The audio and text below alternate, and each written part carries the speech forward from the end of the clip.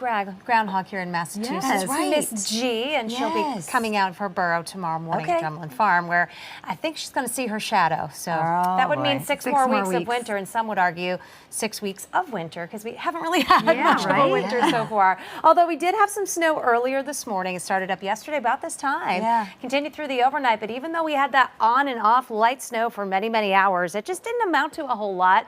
Dighton, one of the spots that picked up over 3 inches. Bourne, another spot. New Bedford, over 3 inches snow. All these areas, of course, south of the city of Boston. Attleboro, close to 3 inches. We had 2.5 out in Framingham, and Boston officially going down close to 1.5 inches of snow. And that storm is now lifting to the north, and some drier air is working in on the backside. So we're shutting off the snows. These are lake effect snow bands streaming in from the west. And you can see the breaks in the clouds that we're getting on the coastal plain right now. You can see that here by looking at our live pictures out over Boston. Breaks of blue amongst some mid and high level clouds, which continue to thin on out. It is 37 degrees, but the wind is picking up out of the west, and that westerly wind is a little bit gusty, particularly south of the Pike right now. And that wind is helping to generate some of those lake effect snow bands. We had one through Worcester County that fizzled out a couple of hours ago as it was approaching Boston. There's another one here, southern Vermont. If this holds together, a few towns in southern New Hampshire may see a brief flurry, but that's about the extent of it. You can see the temperatures to the north are only running in the low to mid 30s. We're 32 Worcester, 37 in Boston right now, and on the Cape and the South Shore, we're up over that 40-degree mark, so we're going to get some melting in here the rest of the afternoon. Even in Boston, where it's 37 degrees right now, we're going to sneak up a few more degrees into the lower 40s, and then the sun goes down as the skies clear out and the temperatures do start to fall off tonight. It is going to be a cold night setting up. Lots of 20s, even a few teens in our coldest suburbs, so there could be a bit of a refreeze overnight.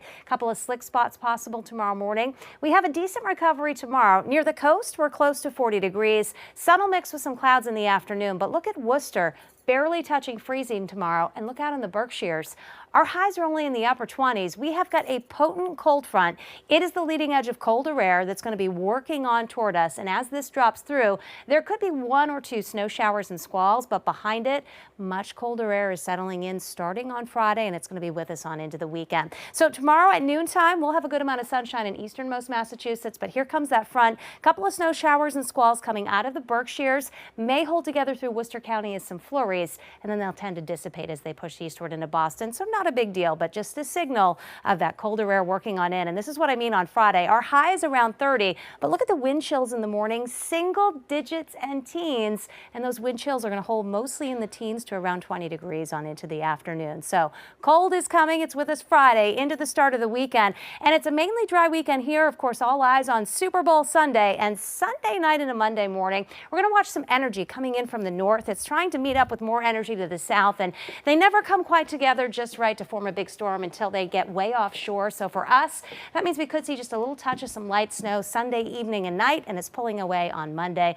Look at those temperatures, though, rebounding on Tuesday. Next storm system coming in midweek. Could be rain, perhaps a mix changing over to rain. We'll keep a close eye on it as we head toward the middle of next week. Emily and Antoinette.